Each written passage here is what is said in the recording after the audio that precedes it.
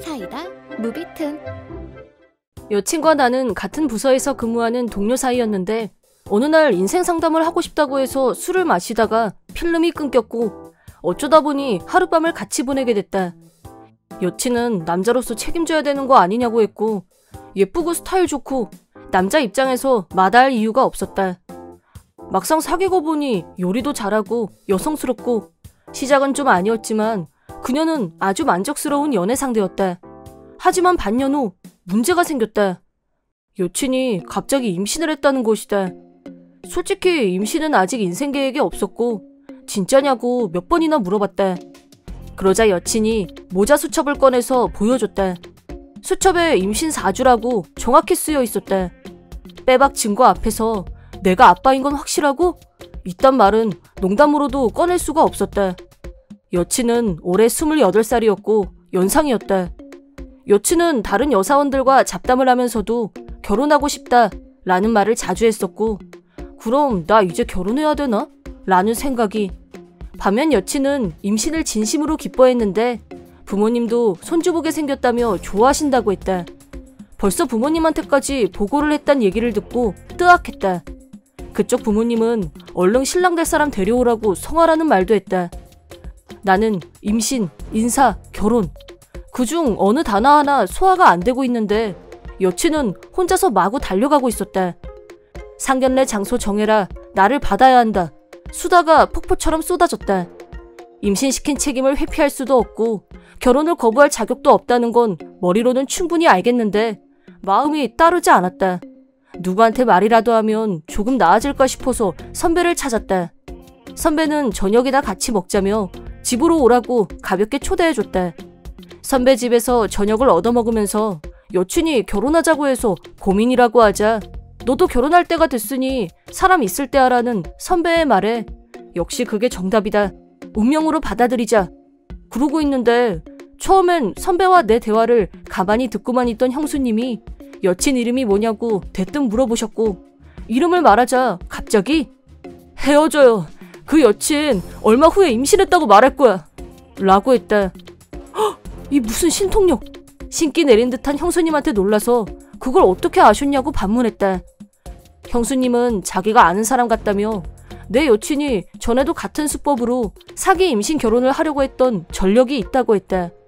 그때는 거짓 임신이라는 게 들통나서 파혼을 했고 결혼은 없던 일이 됐지만 모르긴 해도 명품백 사들이느라 카드빚도 상당할 거라고 하셨다.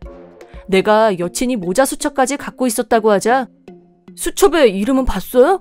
예전에 임신 사기 쳤을 때는 자기 언니 수첩을 들고 왔었다고 했었는데 거기까지는 임신이란 말에 바로 멘붕이 와서. 그럼 그것부터 확인하는 게 순서지. 형수님 말씀을 잘 새겨들은 나는 그로부터 며칠 후 여친의 모자 수첩을 확인하기 위해서 여친 집에 1박을 하러 갔고 여친이 샤워하는 동안 가방에서 모자 수첩을 꺼내서 확인한 결과 여친 이름이 적혀 있었다. 빠져나갈 구멍이 없구나 생각하고 다시 선배 집을 찾아갔는데 형수님이 마지막으로 묻는데 사귄 지는 얼마나 됐어요? 라고 물으시길래 반년 정도 됐어요. 라고 알려들었다. 그러자 형수님은 다시 혼자서 무슨 생각을 하는 듯 했고 선배는 간신히 마음 잡으려는 애한테 왜 자꾸 그래? 너도 신경 꺼. 라면서 상황을 정리했다. 형수님이 무슨 말을 하려던 걸까 계속 신경이 쓰였지만 여친이 임신한 건 변할 수 없는 사실이고 현실을 받아들이고 책임지는 게 도리라고 마음을 다잡았다. 그런데 다음날 이번에는 선배가 먼저 나를 호출했다. 무슨 얘기를 하려는 거지? 긴장된 마음으로 선배 집으로 향했고 내가 도착하자마자 한 장의 사진을 보여주셨다. 이 사람 본 적 없어요? 이 사람은 네, 사진으로만 봤는데 여친 오빠라고 알고 있는데요? 헐. 형수님은 그럴 줄 알았다며 크게 한숨을 내쉬더니 사진 속 남자가 누군지 진실을 알려주셨다. 내가 여친 오빠라고 알고 있던 남자는 우리랑 같은 회사 직원이었고 지금은 유럽 지사에서 영업을 담당하고 있다고 했다. 그리고 형수님은 여친이 임신한 아이의 진짜 아빠가 이 남자라고 단호하게 말했다.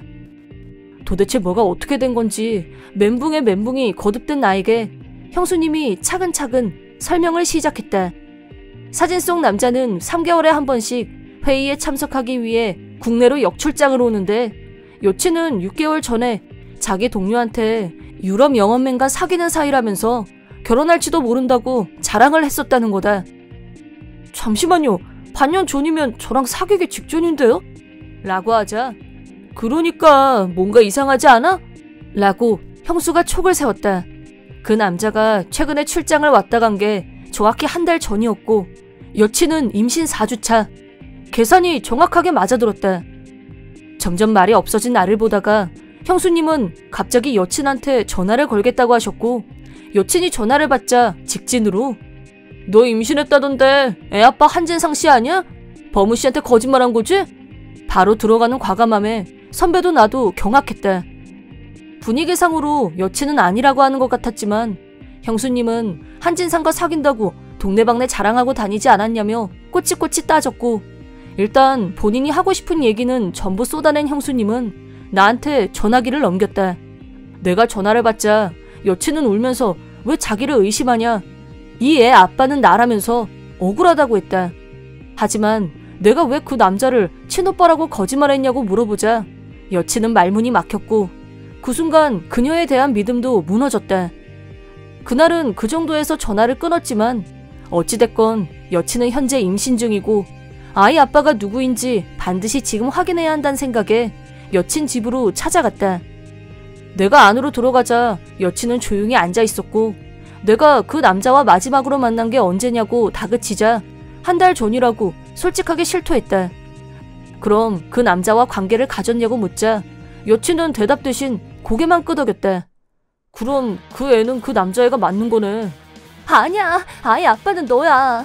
그걸 어떻게 확신해? 반대로 네 애가 아니라고도 할 수 없지 않아? 내가 동시에 양다리 걸쳤으니까 가능성은 반반인 거잖아. 라면서 되려 큰 소리를 쳤다. 그때 나는 한 가지 일이 떠올랐다. 여친은 다이어리에 섹스한 날을 표시하는 습관이 있었다. 그래서 여친한테 다이어리 좀 보자고 했더니 싫다고 거부했다.